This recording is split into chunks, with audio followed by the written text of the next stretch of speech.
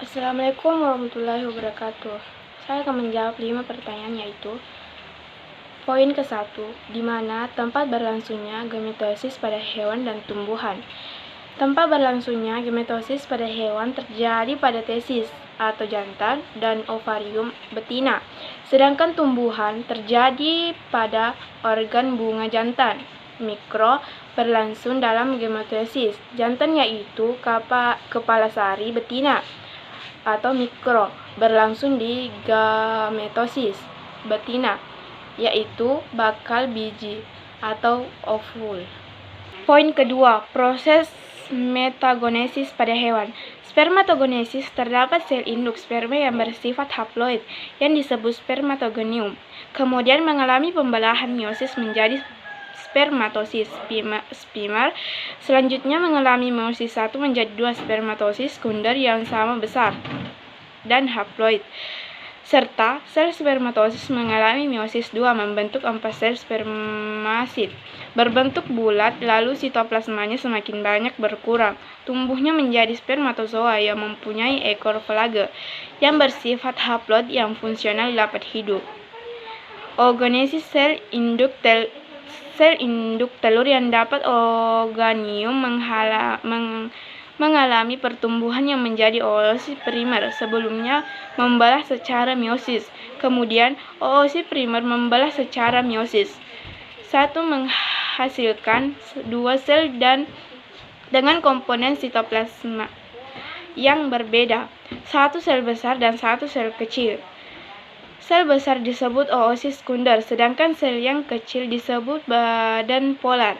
Oosit sekunder dan badan polar mengalami meiosis 2. Oosit sekunder menghasilkan 2 sel berbeda, 1 sel besar dan yang disebut oosit yang berkembang menjadi ovum, sedangkan sel kecil disebut badan polar 2. Sementara itu, badan polar membelah menjadi 2 berpolar.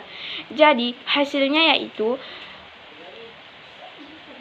suatu ovum yang menghasilkan dan 3 badan polar yang mengalami degenerasi atau mati.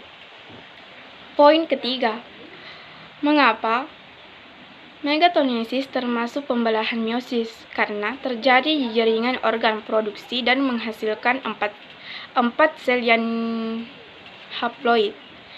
Poin keempat yaitu perbedaan oogenesis dengan metagenesis. Spermatogenesis adalah proses berbentuknya dan bertambahnya sel benih jantan atau spermatozoa. Tujuan utamanya yaitu membentukkan sel benih jumlahnya 4 sperma fungsional, sedangkan oogenesis adalah proses pembentukan ovum yang terjadi pada betina.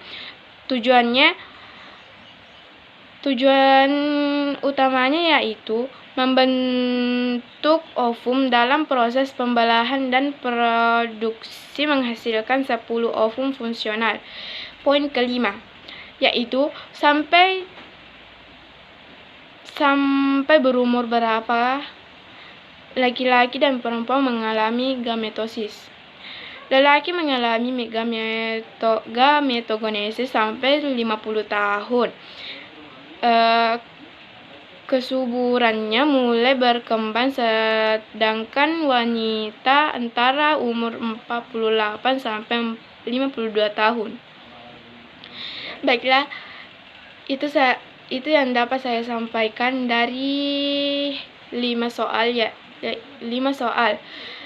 Sekian, wassalamualaikum warahmatullahi wabarakatuh.